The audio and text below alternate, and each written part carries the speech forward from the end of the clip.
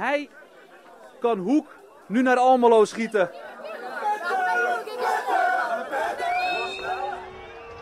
En Van de Pitten benut de strafschop. De kantine van Hoek ontploft zowat na afloop. En op het veld vieren de spelers de overwinning. Na een lange dag waarin Hoek in het middelpunt van de belangstelling stond.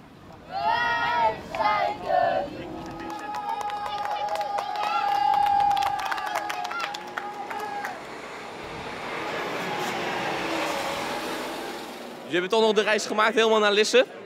Alles voor 10 minuutjes. We hebben het er zeker voor over om te komen. Hoe is het met de zenuwen? Nou, misschien wij meer dan de spelers. Want alle spelers zijn meegereisd, ook al zijn er maar maximaal 10 die een strafschop mogen nemen. En hoe dichter bij die strafschoppen komen, hoe meer de spanning toeneemt. Hoeveel vertrouwen heb jij in een goede afloop voor Hoek? 100%. Niet meer en niet minder. Wij winnen vanavond. Dan komen even voor 9 de spelers het veld op. Beide ploegen mogen om en om 5 strafschoppen nemen.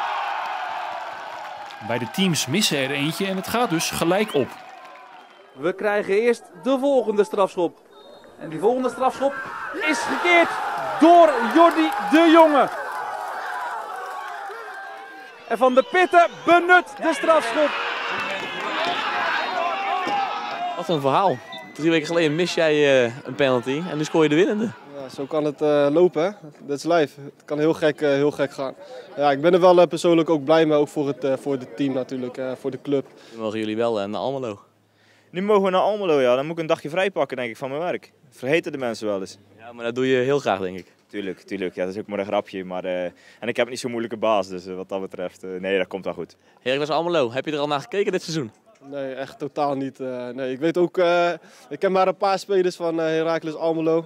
En ik zal me daar binnenkort eens even wat meer in gaan verdiepen als ze langskomen op Studiosport.